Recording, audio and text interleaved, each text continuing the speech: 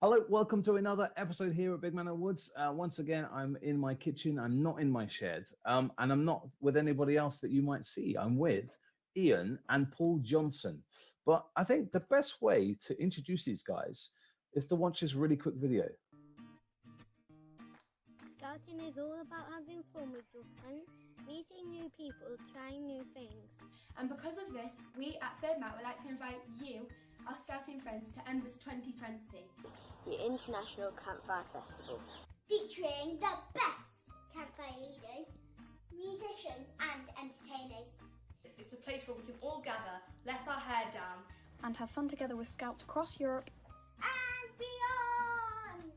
To receive your free invitation, register now. See you in July. It's going to be awesome. It's going to be absolutely brilliant. It's going to be fantastic. Thank you. Bye. Thank you. Thank you. It's going to be fantastic. Thank you. So there we are. I think that plain and simple is, and it's going to be awesome. It's going to be amazing, full of musicians, everything. So guys, you are the people behind Embers 2020, Ian and Paul.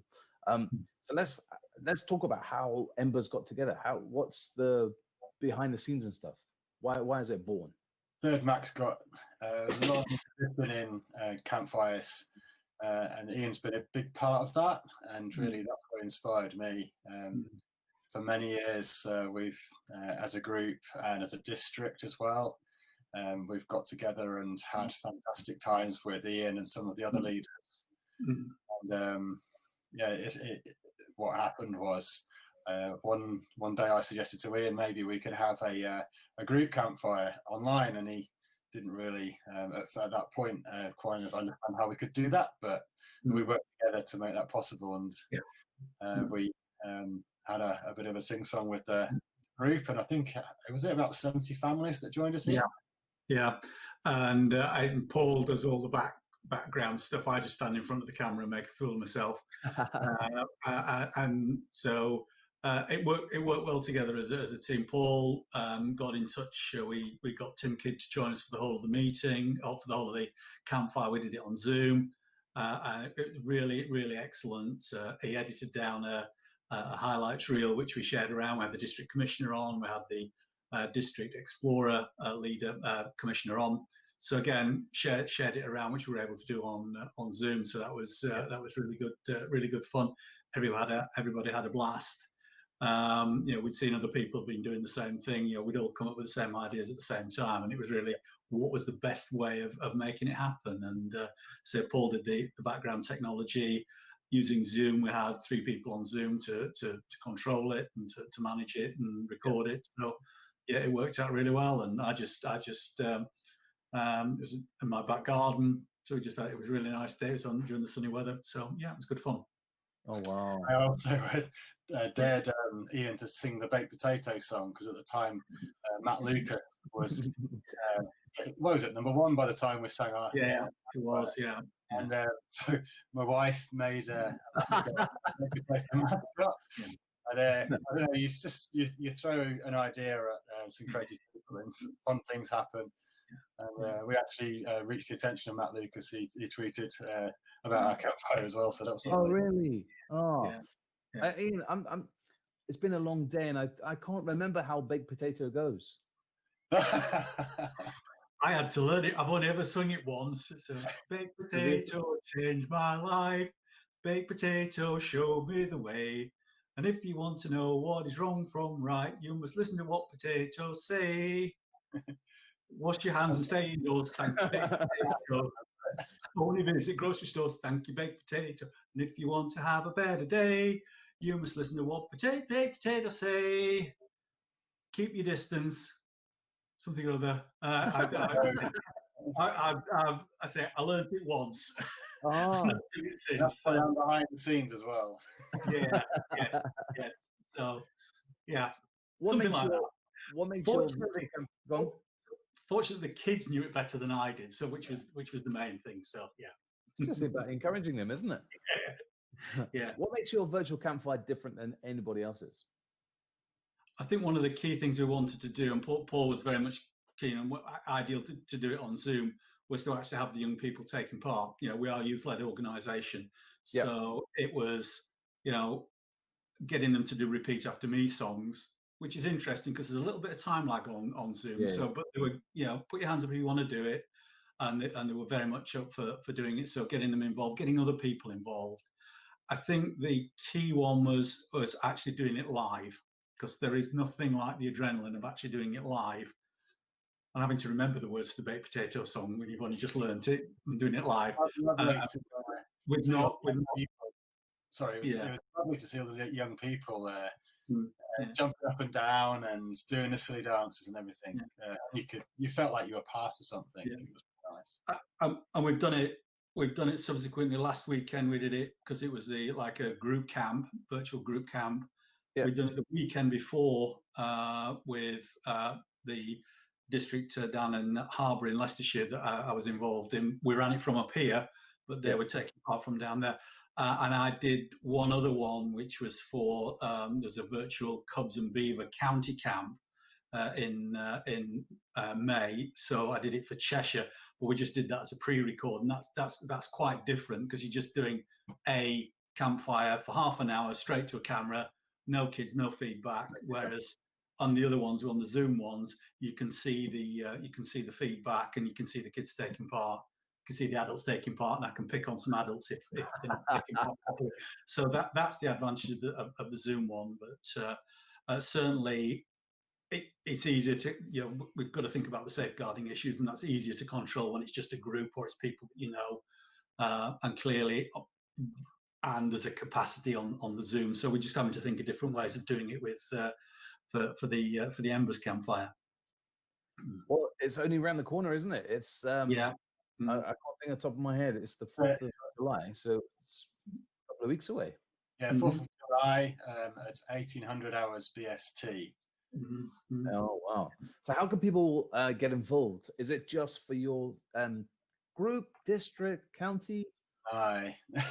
So I mean, I was inspired by watching the young people and how in a time where it's, you know, there's people are feeling a little bit lonely and isolated, seeing everyone getting together.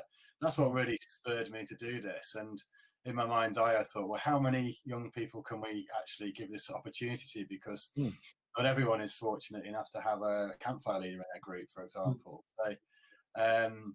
So we started off, we've got a mailing list which we promoted, and within hours of me posting on Facebook, we had 100, we had 250, 300, and we're now up to, I think it's 850 groups. Wow. So the groups that have signed up. So if you imagine that each one of those groups has got many tens of families associated, we're expecting maybe 10, 15, maybe 20,000 could turn up. Who knows? all facing Ian and his singing. Yeah. Well, that's the thing, is that we're also recruiting other leaders. So, you know, one of the things about campfires is the collaborative, and it should be getting as many people to join in, people, you know, to get up and sing. And a bit like earlier on, it doesn't matter if you get the word wrong. It's, you know, we do our best. We take part. It is about the taking part and the joining in. And so, you know, we're wanting to see other people. For example, you know, it's the only way that you get to learn new songs if you see somebody else singing them. Yeah, that's true. We did the campfire with Harbour District 2 weeks ago. There was a new song in there that I hadn't heard before, which we then put into the set for last week's campfire. So the kids, you know, they like the old favourites and the stuff that we normally do, but you know, it's good to introduce them to new songs as well, and that's the way to do it. And that's, you know, we're extending that, you know, to, you know, I know Paul's already been in touch with people from Canada. We've got a good time as a district. We support Kenyan Scouts coming over to the Jamboree, which is the Cheshire's Jamboree every 4 years. So we've been in touch with them. Hopefully they're going to be making a contribution as well. So, you know, we want to make it. You literally you could feel the excitement through the keyboard when the reply that they sent when they got the invite to take part. And they've been in constant contact all week. And I've just found out today they're actually going to a national camp this weekend that they're going to they've been practicing today, and they can do the performance and record it. at that event. So I have no idea what we're going to get, but I'm really excited. So that's what we think is good about it, and it's a chance to think, act big whilst we're in a group here in Macclesfield, and just it's about facilitating and giving the as Paul said earlier on, the young people the opportunity to take part and have a bit of fun. Yeah, and I think if anyone takes any inspiration from this, it's that any scout group has several people in it, and if you work as a team and you imagine something, you can actually achieve it. And this global community that Scouts is, once you a good idea grows quickly. It's really inspiring. It does. So how can people join Embers 2020? How do they sign in? Well, that's pretty simple. So we have our own website, thirdmacclesfield.co.uk, and if you go to /Embers, EMBERS 2020, so that's 2020. So it's thirdmacclesfield.co.uk /Embers 2020, or you can go onto Facebook to Embers Festival, and twitter.com /Embers Festival. Any one of those, if you visit there, the key thing is to visit our website page, click on the link to receive a free invitation, the register now link, but that will we will be sending out emails with updates on both the link on how to join, but what we plan to do is to give some advice to leaders on how to make the most of it, so that they like a watch party type event for their group, so they can actually join in via Zoom within their group if they wanted to, so that everyone feels like they're doing it together. So that's partly how we're going to replicate that sense of and certainly that's some of the conversations we've been having with leaders today, which is how do they get to join as a Zoom meeting, and then share that experience. So they can see their friends within the group and share that experience together, as Paul rightly says. The other thing is that Ian is producing a songbook, so if this is your first campfire or there are songs that you don't know, you'll be able to sort of follow along as well. Sing along to. There's no guarantee I'll actually sing those words when it comes to it on the day, but then that's the joy. What's your opening song then, Ian? Oh, it's Campfires Burning. That's always open with Campfires Burning, which is going to be interesting. We have tried to sing rounds. You can just about get away with Ginganguli, but just trying to sing rounds that overlap just does not work. So we'll just sing it through a couple of times. That'll be my opening song, and then we'll have an action song just to get everybody warmed up. Well, and then we might have to allow Ian to take a bit of a back seat, because we have got some quite a few really good campfire leaders, and Ian might be the master of ceremonies more than the singer. And that's certainly some of the best campfires we've done, which is like district camps where groups are bringing their own songs, and you do the start, the finish songs, and act as MC in the middle. Again, that's great, because you've got people. It's all about people taking part. It's not a solo performance. It is a participative in every sense. Yeah. We've also we've got somebody doing a campfire skit. And there's also some clever things we're doing with the young people. That's obviously going to be social distance and within the rules, but we've had to be quite creative with that. But expect some interesting things to go on as well. So it's just not songs. So we're going to have some skits and some other bits and some surprises. We can't give too much away. No, you can't. No. You got to tease. One way to find out. Now, Ian, I've got a confession. There is one campfire song that does my head in, and when it goes, it's kind of time to go and get a cup of tea, or walk away from the campfire. Go on, which one?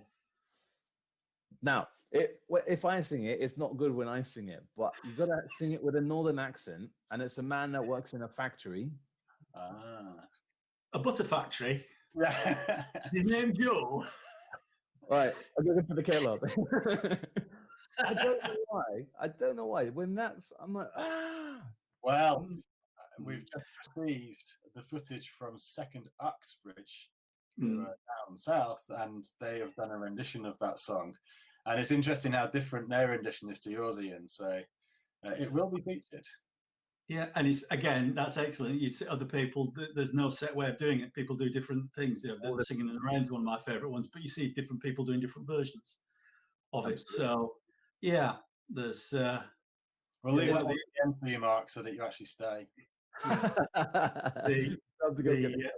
Yeah, I think one of the things that we'd be cognizant of is doing any songs that are shouts, really loud shouts. So I refused to do any shouty ones when standing in my back garden. I was creating enough of a disturbance with the neighbours. Yeah. But you know, the other thing that it looks like we're going to be able to do is with the slight relaxation is to do some recording up our local scout campsite at Barneswood. So actually set it with maybe able to set it with a real fire, because there's a number of people who've been doing back garden campfires, not been able to do that because the particularly during the dry spell, people were advised not to do that. So we've had I've got a homemade built campfire, which we'll send you a little video of. That is what I replace instead of a real fire. Real one. The only thing that's missing is the smell of the campfire, though, isn't it? How are you going to get that smell to everybody? I don't know about getting it to everybody at the moment. I've got my campfire jacket on, and actually, I've got the smell because it's just completely ingrained in this. So I'm all right. I think it's either. I think the best way will be just to get some kippers from your local fishmonger and actually have those hanging around for a little while. That's probably about the best suggestion I've got for that. Or maybe we should have technical. We might have to send it a long way as well, because we've got people in Australia and New Zealand now as well. And there's a group from Singapore who've already asked if they can buy some badges, which we've actually placed an order for the badges now, and so there'll be a web shop available soon, so you can actually pre-order these badges as well. Fantastic. Oh, so it's just started as one little small idea, and it just bloomed. And I think that's the beauty of scouting, isn't it? Yeah. You know, scouting's around the world. Just the connections is just unreal. And that's the skills of Paul in terms of using the social media to generate that interest, and that's good words, good ideas spread. It's it's been great to see. Yeah. I mean, I've done this sort of thing before with my connections with open source software, which is actually very similar to scouting. It's a global community. And what I did then was I wrote a blog post on how to do it. So I'll do that for this, so that if anyone wants to do follow on and do something similar, or maybe a completely different event, but some of the technical things around and how we've actually marketed it, so that everyone is benefiting from it. Yeah. So you're not going to do any singing or anything then, Paul? You're hiding behind. No, I'm going to sit nervously, hoping all the technical stuff works. Yeah. Paul can normally be seen. Paul's got a defensive shield when he's at things like campfires. He's normally got a camera there, and he's taking some brilliant photographs of various campfires that we've been at. So, but he loves. To be fair to him, he loves being there and being part of it. You won't necessarily get him on his feet doing any singing. So. He's probably singing in his head, though. He's got a beautiful voice. Absolutely. I was singing last weekend at the scout, the group camp that we did. Yeah. That was another campfire, wasn't it?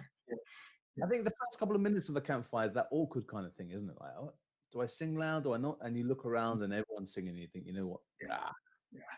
It's quite funny seeing some of the parents who come to campfires. We have a group camp in summer, and they're kind of a bit shy at first, but they're the ones that are wiggling their bums to the song. Yeah, you're right. So who builds the actual campfire? If we're having a real campfire, who does that? We normally get the explorers and some of the young leaders are the ones that are the pyromaniacs. We've got at the district, we've got a guy who's training at Reese Heath, which is training to be a lumberjack, a forestry worker there. So, and he can always be seen with a double-handed felling axe, and he will build very, very splendid campfires. He gets the timing just right, so he gets it going nicely, and then he's got a load of brash that he puts on just as we start the campfire, so it blazes up and keeps going. So he's Lawrence is really good at getting those going. So And there's an art to building a really good campfire, though, isn't it? Like yes, we can yes, all have there is. altar fires, but to make a really good campfire that looks like that wow factor, it's and if you want, it's then into how do you then light it? And do you just, you're going to do it with match, you're going to do it with steel, or are you going to do something a bit more showy? I've done them with batteries and steel wool and things like that. So, but we've not, we've tended to keep it fairly straightforward. But I have these master plans in my head where I've seen it on YouTube where they fire a burning arrow. Yeah, yeah. It's on like a fishing line. They fire it down. But I've never done it for real. But that's like it would be awesome doing something like that. But yeah, it's great when it works. And when it doesn't, and people are looking at you. Nice enough when you're trying to do it with a flint and steel or just a match, just to make sure that it catches light. No. Yeah. These times you've just got to, you just got to get in there. No, it's great. This is sounding awesome. So once again, it's Embers 2020. It's July the 4th, and we'll put all the links and stuff below in the YouTube video, and we'll get more people. You were saying what? 10,000 people? Easily, yeah. There's probably nearly 1,000 people signed up by now, just as we're talking. Yeah, no. We'll get more. We're going to get more. We want to people like Tim Kidd know about it. He's going to make an opening ceremony for the inaugural event, and the word will spread. Yes, it's going to be a great event. And thanks to you as well, because I'm sure people are going to sign up because of this video itself. Yeah, no, we'll get it on social media, and we were talking about it on Thursday night on the live scout meeting. We'll talk about it again this week, and we'll 20,000. See if we can break a world record, eh? Yeah. Have you found out if there is a world record on a virtual campsite? I can't find one. Well, there you go. Guinness Book of Records, quick. Well, actually, I plan to part of the way that you'll get your link to join in. You'll have to fill in a short form, and it will record how many people are going to be with you. So we'll have some idea. But because we're using YouTube Live, we will have statistics on how many people watched as well. So more for interest than to break a record. It's just fun. No pressure then, Ian. Absolutely not. Fortunately, it's all going to be pre-recorded, so it's because of the just the way that it's the only way we can do it with those kind of numbers. So I have it. If it doesn't quite go according to plan, I get a chance to do a second take. That's cheating. And we've spend it to our advantage as well, because it's a recording and we're producing it. We can do some other stuff with the video. So you'll have to watch it to see what we've planned.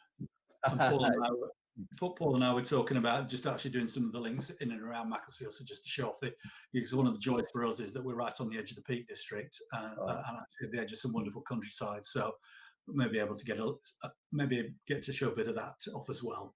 So and to encourage the other people as well to that we've got the leader from Redcar who's done some campfires. He's promised he's going to record on the beach.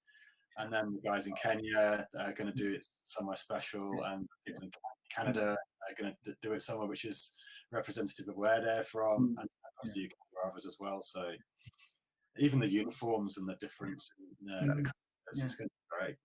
Yeah, I strongly suspect that Paul's going to make me walk up Shutlingslow, which is our local big hill. So that's and get us tonight. That'll pop in. Yeah. That's cool. Yeah, that's not good. So, guys, let's just remind everyone once again how they can sign up to Embers 2020. So, you want to visit facebook.com or twitter.com to the Embers Festival account, or visit thirdmacclesfield.co.uk/Embers 2020. Excellent. Let's just put that once again. Look, there we are. That's the homepage, and it's really, really easy, guys. You just click on, as the guys were just saying, click on register now and send an email, and boom, off you go. I'd just like to say thank you to the young people that took part in the invitation video. They really got behind it, and it's nice to involve the young people. Definitely give them some opportunities to kind of have some fun. Yeah. And how many takes did it take to do that video? Oh, well, they just read it out and send me, and I spliced them together. So every child said all the words, and then I spliced them together to make the best Easy, easy, easy. So how you find the lockdown at the moment? Is it okay? Is your scouts all doing well? bit. Yeah, our group's pretty creative. I thought we're blessed with people that have got some digital capability, so we were quite quick to pick up on Zoom even before the official accounts were available. Yeah, it's been quite interesting trying to imagine how to translate delivering meetings into a digital way, but we've done all sorts of things. I haven't been involved personally, but the scout leaders and the club leaders, the beat leaders have all been doing things like making kites. We're making banners to, there's an online festival this weekend in Macclesfield, so they've done something to do with that, and the scouts have been making cakes in cups in the microwave, and we've been baking together and all sorts of stuff like that. So.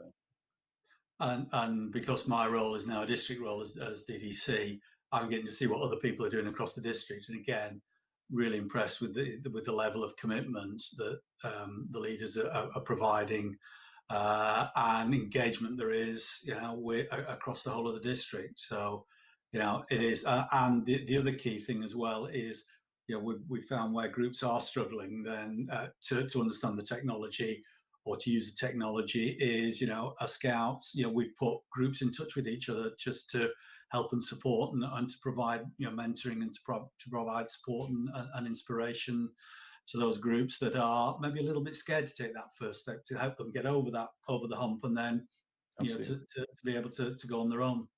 I mean, that's one of the reasons. That's one of the reasons why I've been driven to do this Embers event, because it's basically an activity in a box. And we've seen on the Facebook groups where quite a few groups are actually having camps this weekend for Embers, and they're going to incorporate the campfire into their program, so it's done for them. So easy. Yeah. Good. I mean, a final comment, really. I mean, I'm a dad as well, and I've noticed what an important part of my daughter's week scouting is. She can be quite down at times, and there's absolutely no doubt that she looks forward every week to the scout meeting. It lifts her spirits, and I imagine that that's the case across the country.